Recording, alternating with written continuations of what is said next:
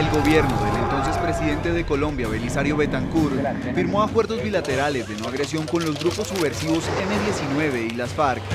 Aparece en la lente latinoamericana Carlos Pizarro León Gómez, uno de los líderes emblemáticos del M-19, una guerrilla urbana conformada por intelectuales y estudiantes universitarios que jugó un papel relevante en la política colombiana. Las FARC buscó un escenario político. Varios de sus líderes conformaron la Unión Patriótica. Bajo el rechazo de la derecha colombiana, paramilitares y capos de la droga como Pablo Escobar.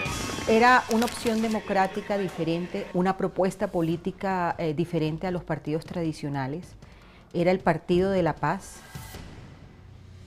Convocaba a miles de colombianos en diferentes partes del país que no pertenecían a los partidos tradicionales y que traía una propuesta fresca, también democrática, de desarrollo político y de desarrollo económico, diferente pues a lo establecido en el país.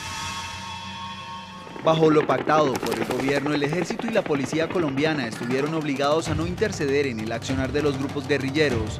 Campesinos, ganaderos honrados, gente del común, así como narcotraficantes y paramilitares en cabeza de los Castaño, interpretaron la situación como un abandono del Estado. Indefensos, se armaron hasta los dientes para combatir con sus propias fuerzas la subversión. Fidel, Carlos y Vicente iniciaron una cacería a la guerrilla bajo la mirada y respaldo de políticos, uniformados de alto rango y la empresa privada. Yo estoy convencida de que el exterminio de la Unión Patriótica no solamente fueron consecuencia del accionar de los paramilitares, sino del apoyo de un sector de la sociedad donde están involucrados políticos, militares y empresarios. Y es ahí donde nosotros, las víctimas, o la familia de Bernardo personalmente, quiere llegar. ¿Quién dio la orden? Ya sabemos quiénes fueron los determinadores, pero ¿quién financió? ¿Cuál fue el sector político, militar y económico que apoyó ese exterminio?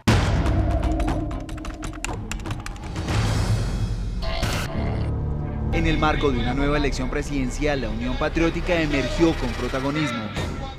Hemos sufrido eso, hemos sido amenazados, asesinados, nos han querido acabar, callar, por pensar y por proponer propuestas políticas y económicas diferentes.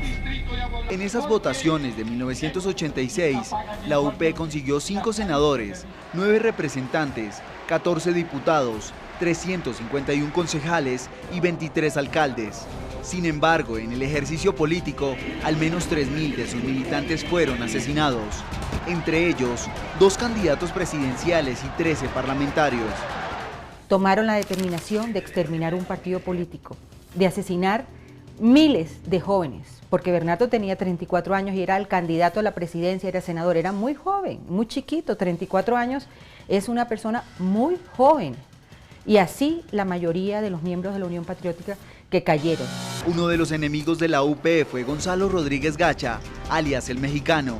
Después de Pablo Escobar, el narco más influyente de Colombia y pilar fundamental del cártel de Medellín, con un ejército personal equivalente a su fortuna ilícita. Colombia es testigo de atentados y ataques contra la población civil que apoyó a los políticos con ideales de izquierda. No solamente supieron cómo hacer la matanza de campesinos humildes a los que acusaban de sospecha de ser guerrilleros, sino que acabaron con la Unión Patriótica. Partidos de izquierda. Ya les decía, más de la mitad de la Unión Patriótica asesinada en todo el país lo fue en Antioquia.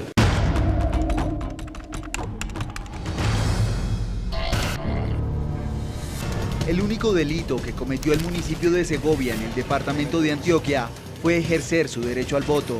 Una comunidad que no fue perdonada por elegir como alcalde a un militante de la Unión Patriótica. La muerte caminó con su voz en las calles de esta pequeña ciudad. 46 personas pagaron la afrenta con sus vidas. La Corte Interamericana de Derechos Humanos falló una condena contra el Estado colombiano por lo que calificó como un acto de omisión el asesinato de estos inocentes. Se hizo evidente la relación entre uniformados del Estado y paramilitares. Partícipe de las FARC, porque si era el movimiento político, un grupo armado que estaba en armas, estaba peleando contra el Estado. Y yo era el movimiento político de ese grupo, pues por lógica hacían parte de ese movimiento guerrillero y por eso pues se declararon objetivo militar. La guerra contra la izquierda en Colombia fue declarada bajo el auspicio de las autoridades que brindaron resguardo a la familia Castaño.